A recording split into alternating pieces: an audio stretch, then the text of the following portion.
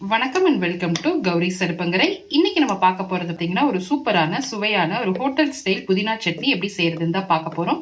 வாங்க எப்படி செய்யறதுன்னு பார்க்கலாம். அதுக்கு முன்னாடி நம்ம சேனல் நீங்க என்ன சப்ஸ்கிரைப் பண்ணலன்னா மறக்காம சப்ஸ்கிரைப் பண்ணிட்டு கூடவே இருக்க பெல் ஐக்கானை கிளிக் பண்ணிக்கோங்க. ஃபர்ஸ்ட் ஒரு வானில் வச்சுக்கோங்க.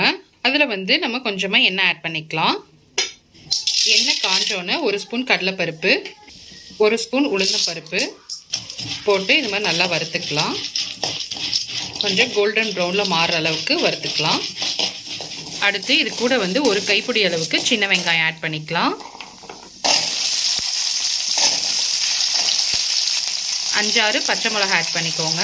நீங்கள் உங்கள் காரத்துக்கு ஏற்றாப்புல அதிகமாகவோ இல்லைன்னா குறைவாகவோ ஆட் பண்ணிக்கலாம். இதை இது மாதிரி நல்லா வதக்கி விட்டுக்கோங்க.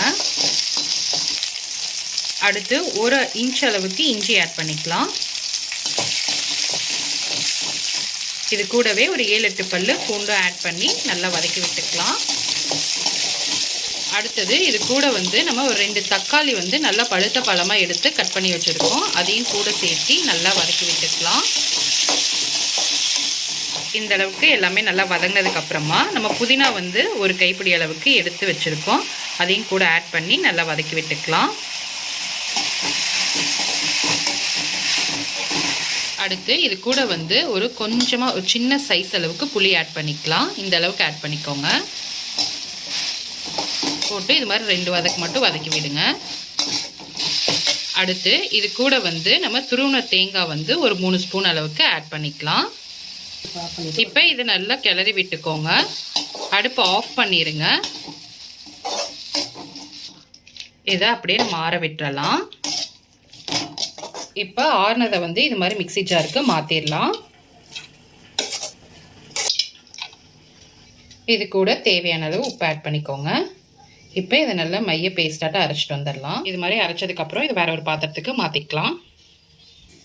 அடுத்து தாளிக்கிறதுக்கு ஒரு பேனில் எண்ணெய் ஆட் பண்ணிக்கோங்க. எண்ணெய் காஞ்சோன்னே கடுகு 1 டீஸ்பூன், கடுகு பொரிஞ்சோன்னே பெருங்காயத்தூள் கொஞ்சம் ஆட் பண்ணிக்கலாம். அடுத்து கொஞ்சம் கறிவேப்பிலை இதை மாதிரி தாளித்து நம்ம இதில் கொட்டிடலாம். அவ்வளோதான், ரொம்பவே சூப்பரான சுவையான புதினா சட்னி ரெடி ஆயிடுச்சு. இது மாதிரி நீங்களும் ட்ரை பண்ணி பாருங்கள். ட்ரை பண்ணி பார்த்துட்டு எப்படி இருக்குங்கிறத கமெண்ட்ஸில் சொல்லுங்கள். மறக்காமல் நம்ம சேனலை சப்ஸ்கிரைப் பண்ணிக்கோங்க.